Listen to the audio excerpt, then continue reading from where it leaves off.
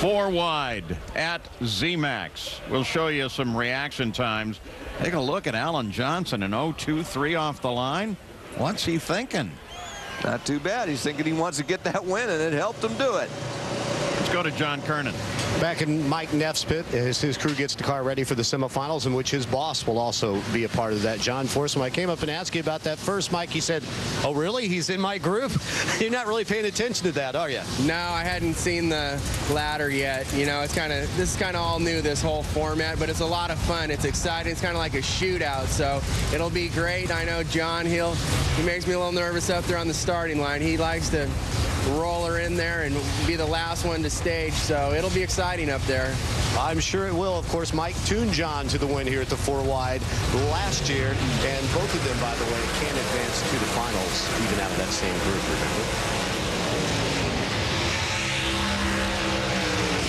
remember? Well, at first there you saw Ron Krisher spinning it up in lane 1.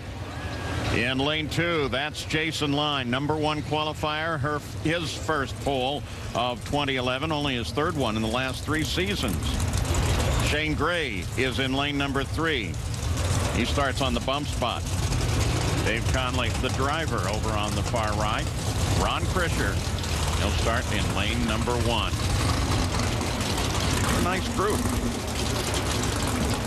How about that, Dave Connelly? And like the fact we talked about it yesterday, only raced 4 races last year and won on the 2nd one in Reading, so we know he can drive the race car. But how about Jason Line, your #1 qualifier? He's in that lane number 2, which you just saw Greg make a very nice pass. We've seen very good passes in that lane, but every lane we have now. Shane Gray, as you said, our #16 qualifier. He's in lane number 3. He's been struggling a little bit more than what I thought he would be at this race. Last 2 races, speaking of Shane, he didn't have lane choice, but he upset the other car. So we'll see what he can do today. He might be a little better at racing than he is at qualifying. Well, we kind of saw that last year as Shane's wife looks on. I mean, Shane was very good. We talk about focus. Last year in his rookie season, he was focused most of the year. Had very good, consistent reaction times. Every once in a while, he could throw out a great reaction time when he needed it, and that's what you need to do in pro stock.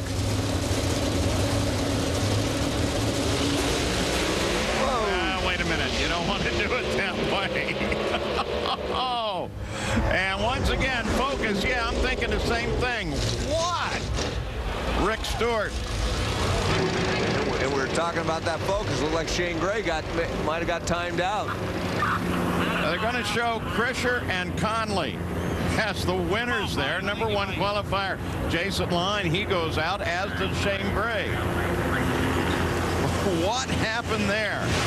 Well, basically, I believe Shane Gray got timed out. Now, look, you're looking back from Ron Krisher. He goes in first. He went in pretty quick. Now, there's 7 seconds from the first driver to stage, which is Ron Krisher, before the other 3 have to. Well, Shane Gray did not make it in time. The red light came on in his lane. Now, the problem with this is you're going to see basically what happens. Shane Gray not going in. Then when the tree's activated, Jason Line wasn't really ready. Ron Krisher, I mean, he got off the line. He was late, but he made a nice run, as did Dave Connelly. Tough break, though, for the Summit team there.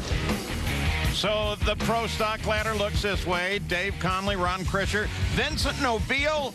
Well, he's looking powerful again, and Erica Enders. How about that other group? Mike Edwards ran the quickest pass, and then you got Greg Stanfield, Greg Anderson, and Alan Johnson trying to advance.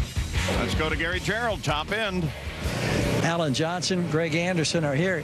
AJ, this is only the 2nd round win you've had this season. I know there have been struggles. I know there's been frustration. How confident are you that you're on the right track now? Well, we got a good car. My driving's coming around, so we've just been easing into it this year instead of being on top all year. We're just going to ease into it and gain all the way throughout the year. But consistent car, finally. Maybe I'm becoming consistent. We're just going to work into it. All right, thank you. Greg, you watched with frustration as you saw your teammate Jason Line end up in a situation there where they get almost counted out. What's it like in that situation up there with 4 cars? Well, see, what's the difference, Gary, is the 3 other cars are not on the throttle yet. They got the clutch in. They're sitting there waiting for the 4th car to stage. When the 4th car doesn't stage, all of a sudden the tree comes on. Nobody's hit the throttle yet. But in a pro stock car, you have to be on the throttle for a while before you let the clutch out. That's what happened. They all got caught with their pants down because the other guy didn't stage. So tough deal. It happened once last year, and that's one of the big negatives of 4-wide racing, Gary. And this is one of the differences between pro stock and the nitro cars, right? Just so much to do up there. It's just I'm still trying to add it up. Thanks. And what is that word again, Mike? Focus. Yeah, focus. Shane Gray obviously very disappointed there. And back in the nitro pits right now, well, John Force warms it up. He's got a big matchup coming, and it includes his former tuner and teammate Mike Neff, along with Jim Head and Jack Beckman. Don't count them out.